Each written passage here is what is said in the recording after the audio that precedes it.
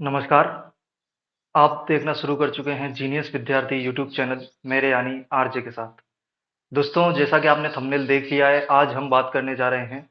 अब एग्ज़ाम्स में RPSC exams में हमें ओएमआर शीट में 5 ऑप्शंस देखने को मिलेंगे। तो इस चीज़ पर हम डीप में बात करेंगे। वीडियो के लास्ट तक ज़रूर बने रहिएगा, ताकि हमें सारी चीज़ों का पता लग सके कि आगे हमें किस तरीके से ध्यान रख कर के चलना है और किन कैंडिडेट्स को ज़्यादा प्रॉब्लम महसूस हो सकती है और उस प्रॉब्लम से हम कैसे ओवरकम कर सकते हैं।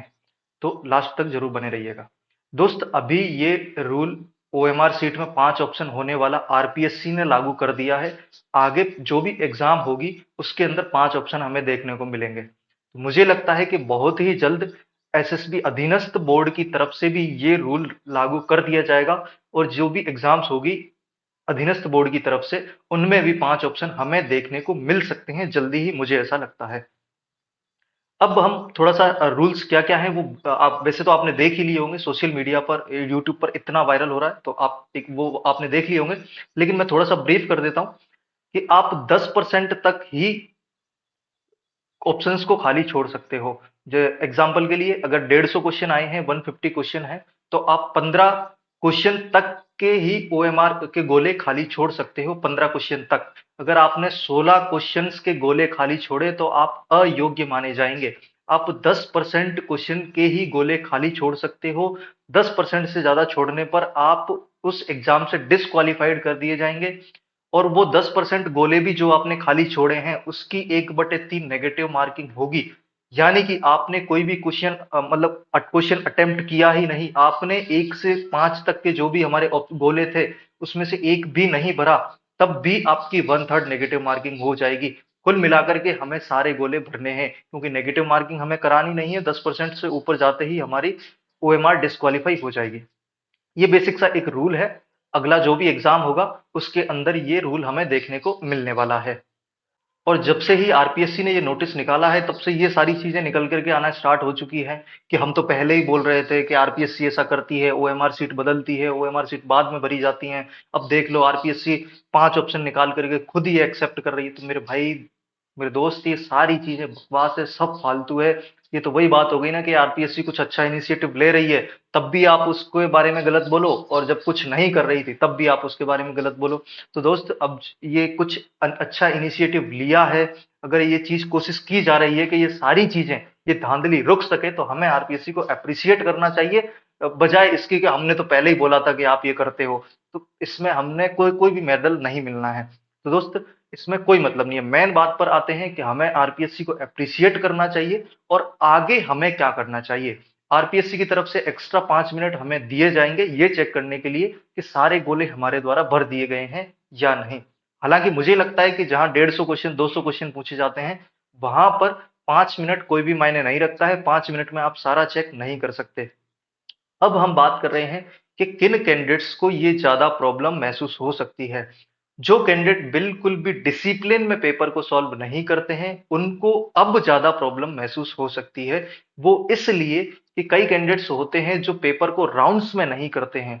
मतलब पहले क्वेश्चन से स्टार्ट करेंगे और जो टाइम 3 घंटे खत्म होने आ रहे होंगे, जब वो 150 क्वेश्चन, 150वें क्वेश्चन तक पहुंचते हैं, वो पेपर में राउंड नहीं लगाते हैं। First round, second round, third round नहीं लगा पाते हैं। तो उनके ये गोले खाली छूटना लाजमी मुझे लग रहा है। तो आप भी अगर इन कैंडिडेट्स में आते हैं जो पेपर के राउंड नहीं मारते हैं, तो आपको राउंड मारना तैयार कर लेना चाहिए, उसकी प्रैक्टिस कर लेनी चाहिए। और किस तरीके से डिसिप्लिन में नहीं रहते हैं जो कैंडिडेट्स, क्वेश्चन को देख करके उसको मार्क नहीं करते हैं। हमें क्वेश्चन को मार्क हमेशा करना चाहिए। जब भी कोई एग्जाम होता है, तो मैं एक वीडियो जरूर डालता हूं कि पेपर को अटेम्प्ट कैसे करें। मैं अपने एक्सपीरियंस के आधार पर वो आपके साथ शेयर करता हूं। तो हमें क्वेश्चन को मार्क जरूर करना चाहिए। अगर आपने उस क्वेश्चन को अटेम्प्ट कर लिया है, तो आप उस पर राइट का निशान मार सकते हो। अगर आप उस क्वेश्चन के बारे में कुछ जानते ही नहीं है, ना तो आपको क्वेश्चन स्टेटमेंट के बारे में पता है, ना ही ऑप्शन के बारे में पता है, तो वहां से आगे बढ़ना नहीं है। पहले उस क्वेश्चन को डिसाइड करना है कि मैं इसको इस पर रीथिंक करूंगा या फिर इसको कंप्लीटली अभी ही इसको छोड़ रहा हूं।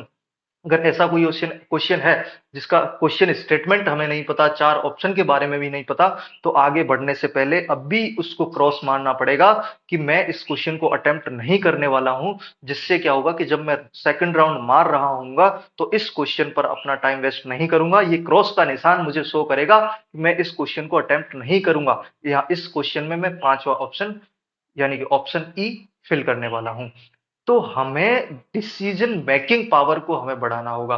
हमारे साथ दिक्कत क्या है? सबसे बड़ी दिक्कत हमें क्या आने वाली है? अभी तक हमें एग्जाम के टाइम के खत्म होने आ रहा होता है, लास्ट के 10-5 मिनट तक हमें ये नहीं पता होता कि मैं इस क्वेश्चन को छोड़ने वाला हूं कि करने वाला हूं।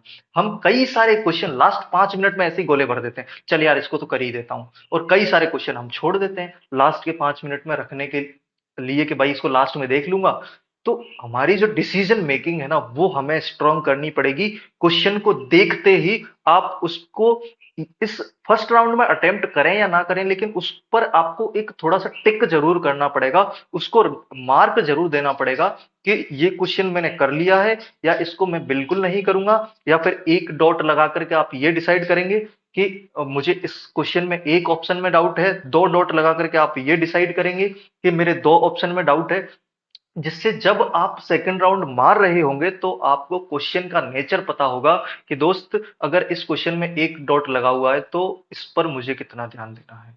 कुल मिलाकर के ये सब चीजें आप अपनी तरफ से इनिशिएट कर सकते हैं। ये सब सब चीजें आप अपनी तरफ से क्या कर सकते हैं, इजाद कर सकते हैं इन चीजों को। लेकिन हमें क्या करना होगा, पेपर को डिसिप्लिन में सॉल्व करना होगा। अगर डिसिप्लिन बिगड़ा तो ये 10% से ज्यादा ओएमआर खाली रह गई और हम अच्छी तैयारी होते हुए भी दोस्त डिस्क्वालीफाई हो जाएंगे। या फिर 10% से नीचे रहे तो हम बिना मतलब के 1/3 नेगेटिव मार्किंग करा लेंगे। तो हमें डिसिप्लिन में आएंगे कैसे? मैंने एक और चीज आपको बताई थी, डिसीजन मेकिंग। हम लास्ट 5-10 मिनट तक ये नहीं डिसाइड कर पा रहे कि मैं इस क्वेश्चन को करूंगा या नहीं करूंगा। वो जो डिसीजन मेकिंग है ना दोस्त, वो हमें इंप्रूव करनी पड़ेगी। तभी ना जाकर के हम क्या करेंगे, इस नई चीज को जल्दी से अडॉप्ट करेंगे। हालांकि देखो इतना भी हार्ड एंड टफ नहीं है, पर वही चीज है कि जो कोई नई चीज आती है तो स्टार्टिंग में हमें थोड़ा सा उसमें सहज होने में क्या लगता है कि थोड़ी सी परेशानी आती है। अब इतना भी हार्ड एंड टफ नहीं है कि आप इसको हल्ला बना दो, कह रहे यार आरपीएससी ने गलत कर दिया अब आगे कैसे करेंगे। देखो आदत हमें किसी भी चीज की नहीं थी, ये इतने मोटे मोटे ग्रंथ पढ़ने की भी आदत नहीं थी, है ना। पांचवा ऑप्शन फिल करना तो बहुत ईजी चीज है। तो हो सकता है हमारा जो पहला एग्जाम होगा, एक्सपीरियंस होगा, उसमें ये एक्सपीरियंस खराब हो जाए, लेकिन करना नहीं है। आप घर पे ही ओएमआर में मार्केट में आना स्टार्ट हो जाएंगी। अगले कुछ ही दिनों में ये 5 ऑप्शन वाली मार्केट में ओएमआर आना स्टार्ट हो जाएगी, तो उसकी प्रैक्टिस आप कर सकते हैं। सहज सहज हो जाएंगे, थोड़ा सा वक्त लगेगा, प्रैक्टिस करने के बाद सहज हो जाएंगे। इतना कुछ हार्ड एंड टफ नहीं है, लेकिन पेपर को डिसिप्लिन में करना पड़ेगा, डिसीजन मेकिंग पावर हमें बढ़ानी पड़ेगी। तो इस वीडियो में मेरी तरफ से यही है। और वीडियो पसंद आए वीडियो को लाइक करें, चैनल पर नए हो चैनल को सब्सक्राइब जरूर करके जाइएगा, क्योंकि इसी तरीके की इंफॉर्मेटिव वीडियोस मैं आपके साथ शेयर करता रहता हूं। वीडियो सबसे पहले पाने के लिए बेल आइकन को ऑन कर दीजिएगा, जो भी आपके सुझाव है कमेंट बॉक्स में रख दीजिए। डायरेक्ट कनेक्ट होना चाहते हैं, इंस्टाग्राम का लिंक मैंने डिस्क्रिप्शन में दे रखा है। किसी भी एग्जाम की तैयारी कर रहे हैं तो करंट अफेयर्स की फ्री टेस्ट मैंने जीनियस विद्यार्थी एप्लीकेशन पर डाल रखे हैं, वहां पर जाकर के अटेम्प्ट कर लीजिए। मैं मिलता हूं आपसे अगली वीडियो में। Thank you so much.